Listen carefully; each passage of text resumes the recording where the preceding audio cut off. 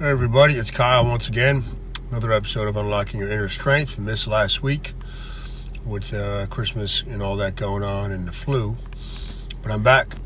And what I did last year around this time, being that tomorrow is New Year's Eve, going to go over some goal setting stuff. It's an appropriate time.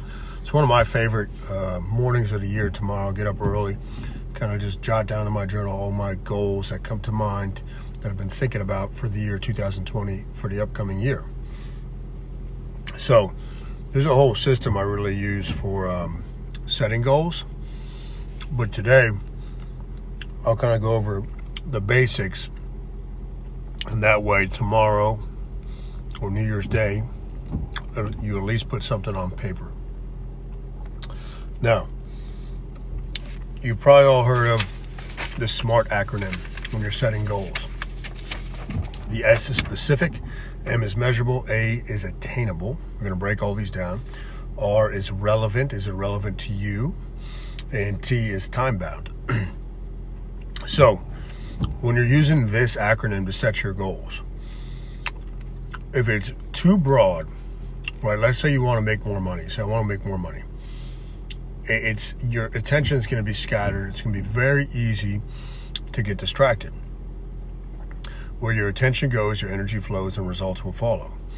So, it's got to be specific. There's got to be a bullseye on it. It's all about where your attention goes. The more specific you can make it, the more likely you are to achieve it. Now, you might not hit it exactly, but you're going to be in the ballpark as long as you follow all this stuff up. Now, all this goes without saying. You can't just set a goal and then not do anything. That's not how this works. People confuse the whole law of attraction with this idea that they just dream it and think it and then it happens. You got to go meet it. You got to go take it. You got to think about it, and then look for the opportunities and take it. So anyway, it's got to be specific. Don't be too general. Generality will kill your dreams, okay? Got to be measurable. How are you going to know when you hit it? If you're setting goals for 2020, break them down into 90-day chunks. Then break that down into 60-day and 30-day. Keep breaking it down.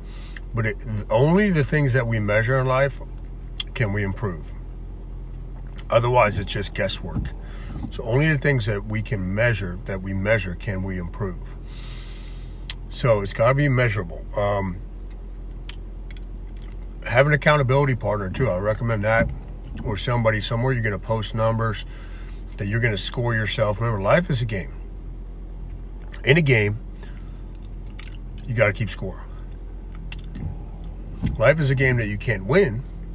Okay, you can come close to winning if you leave when your days are done, and you leave everything on empty and you're drained and wiped. That's a life well spent. Now, being that it's a game, it's also a competition, but it's not with somebody else. It's a competition with yourself. The only enemy, if there is no enemy within, the enemy without can do us no harm. Okay? Well, if we take care of the enemy within, it's a competition with ourselves, then the enemy on the outside can do us no harm. So being that it's measurable, you also have to have definitions. Remember, the purpose of any goal is increase our level of happiness. And this is going to come down to the relevant part, but if it's not making you more happy, you're on a completely wrong path and you're never going to be able to achieve it. You also have to think with definitions, if it was to be happier or more successful, you need clarity on those. That's a main mind map principle. You need to have definitions on what those things mean to you. What does happiness mean to you? List out the bullet points. And sometimes you do the opposite. How do you know when you're not happy? List out those bullet points. The brain needs clarity on this stuff. Okay, so far we have specific and measurable. And then, is it attainable? Here's a little secret that I use. Think of grand goals. But then you got to break them down small. You got to think small. Don't just say, I want to do this by December 31st, 2020. It's too big of a leap for people. It's going to kill your desire when we think massive. So you set the big goal and then you think small. And it's got to be attainable. If I say I want to be 7 feet tall at the end of the year, obviously it's a crazy goal. It's not going to happen no matter what, right? You have to make sure that it's attainable, but challenging. It should challenge yourself to make you grow. If you're not challenged constantly and you're not constantly facing resistance and obstacles, you are playing life way too close to the chest, to the vest, and you're not playing big enough. If you're constantly facing challenges, you're on the right path. That's where you're going to grow. So it should be attainable, but it should be very challenging to do. It should be very challenging, and you got to think small.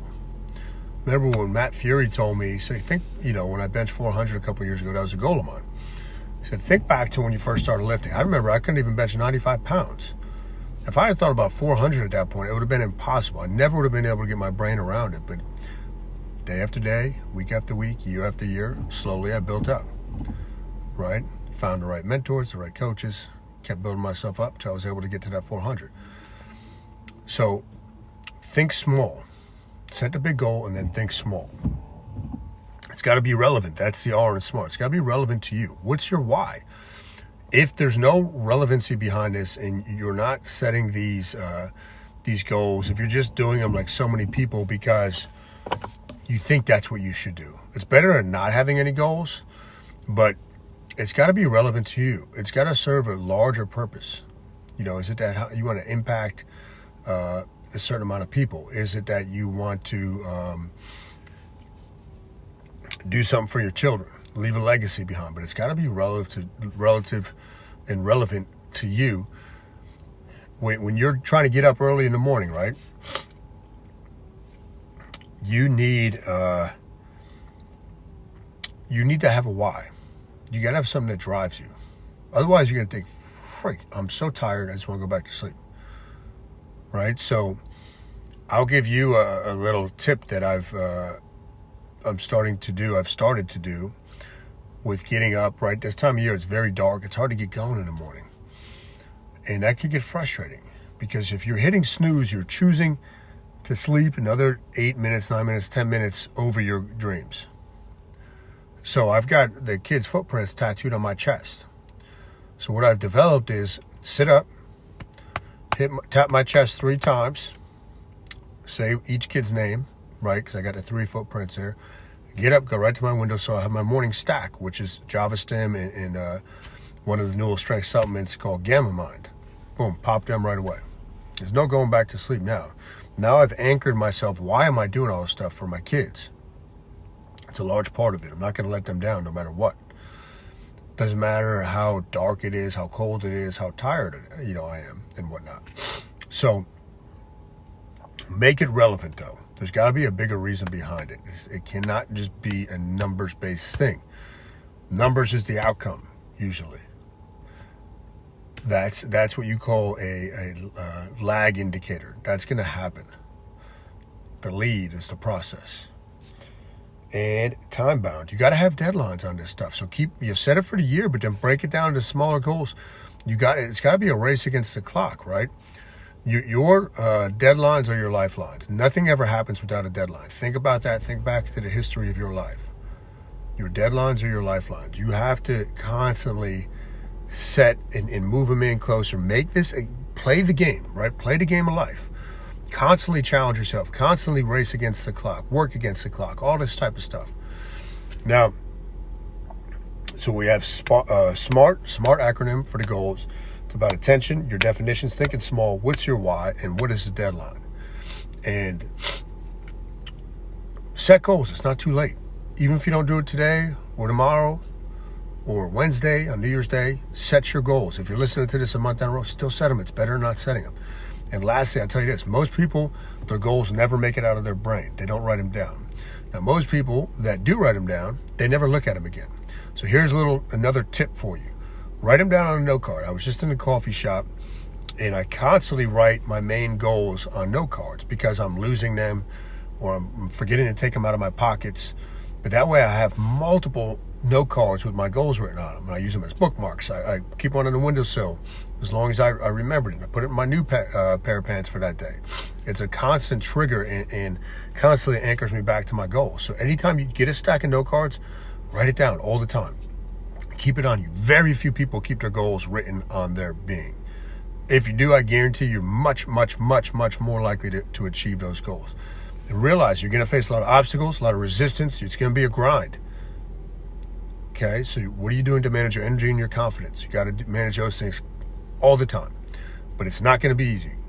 All right, so that's what you got for your goal setting session. Hopefully that lit a fire under some of you. Happy New Year. Please hit the thumbs up if you liked it.